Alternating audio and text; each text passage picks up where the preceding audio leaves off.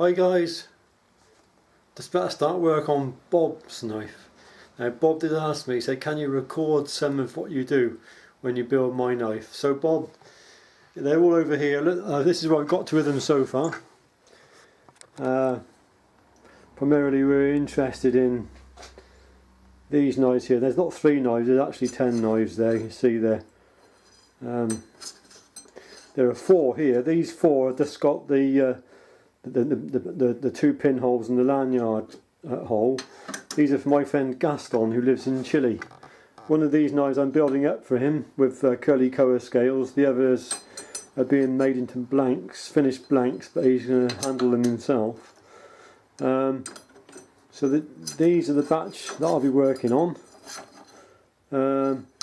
This one in particular, Bob, also known as Jezza, this is definitely going to be your knife. I've singled it out.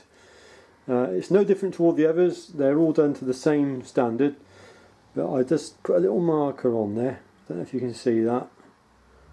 I just named one of the bees is the wrong way round, but this is just an indication for me, because that will be covered. The handle will come to around about there. So this will be taken off at the very last minute, because I'm going to taper the tang on this knife.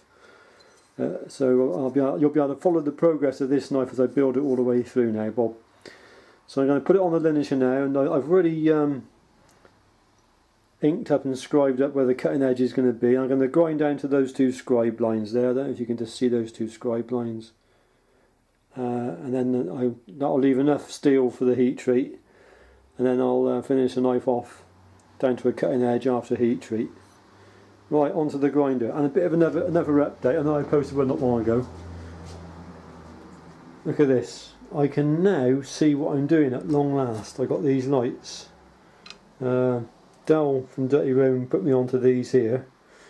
Different colour temperatures of that light. And this one is one I got from local B&Q store. Quite expensive. But what a difference it's making. I can really see in detail now. It's a bit of a struggle at times, even though I was wearing the magnifiers, but now with the bright lights on the scene, really going to be able to see right down to minute details now, which is very important. Right, onwards with the grinding.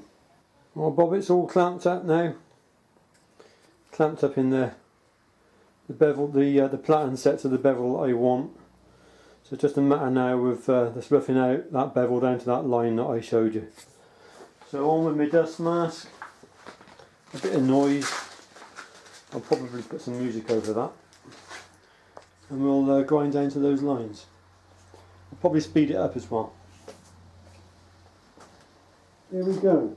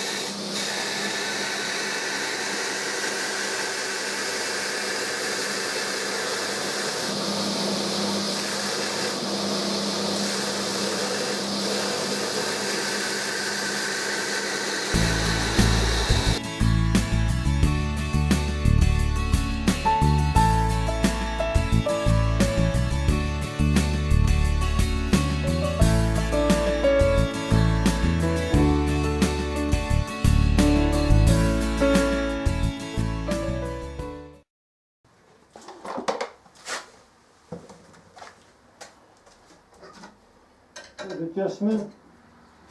As the belt warms up, it goes a bit slack, so keep the tension there.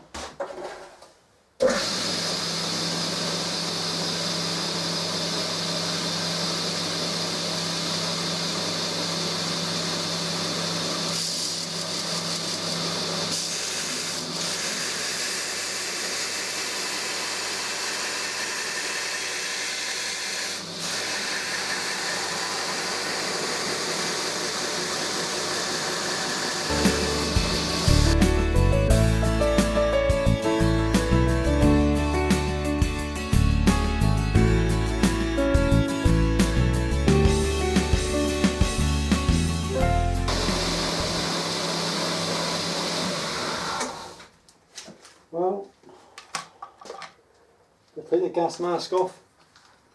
That's the preheat treat grinding done. At this stage it's not necessary to keep the blade cool, although I'm using a coarse grit belt and you can see there's hardly any build up in heat. That's a good thing with these linishes with longer belts. The belt keeps things cool to a certain extent. That's the bevel ground bob.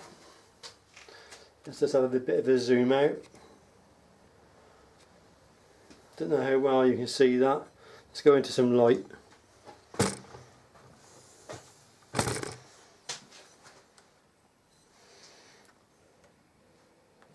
At this stage it's just roughly ground.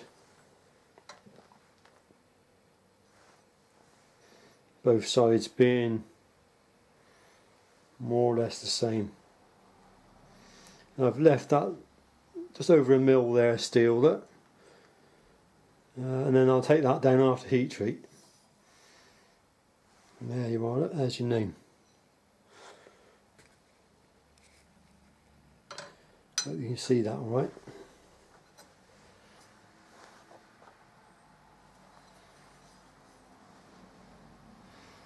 For anyone that's watching, Bob is not his name, it's Bug Out Bushcraft. His name's Jezza. Don't look much at the moment, Bob, but just wait and see what happens. Well, there they are. They've all done. I even wiped the smile off. There's all cast ons and all those, all bevels all ground on now, primary bevels. Next operation is to clean up the flats. Clean up the one side first to a 220 grit and then stamp the logo. So I'll do that now. I've changed the belt now over to 220 grit. Finish the flat, just one side for now, and then stamp the logo. So on with the dust mask, most important.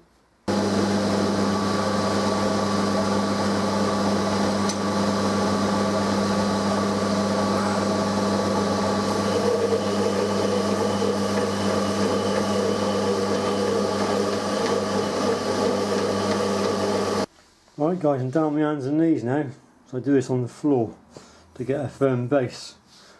I've linished the blade up to 240 grit in this case, and I've got to stamp the logo into the blade. Sometimes I stamp and sometimes I etch, but I'm stamping this one.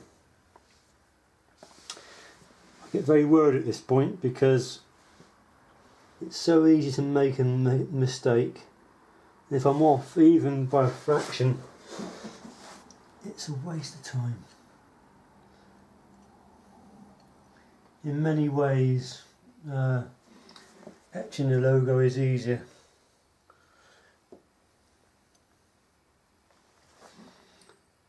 I use a V block, because I've really got to smack it quite hard to get a good imprint.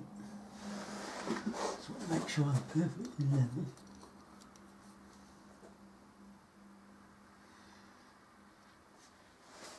I haven't found a way of jigging up for this. The V block just I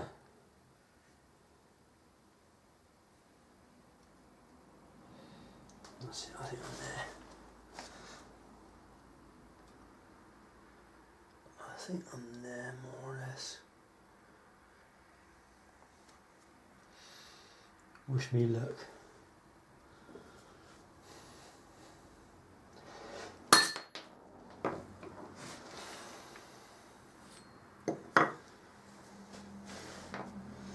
I even went to great expense and bought myself a fly press. The camera focus, there we are. But I found hitting it with the hammer is as good as any. So that's the logo stamped into the metal now. You've got to do it at this stage, you can't do it any later because when the steel's been hardened you can't stamp anything into it then. Now you notice on the back, it's made a right mess of that now.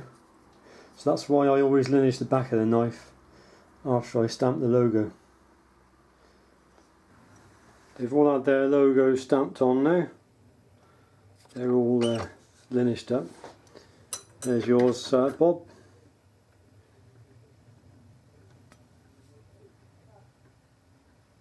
With the name on the back, which you won't see when the handles are on.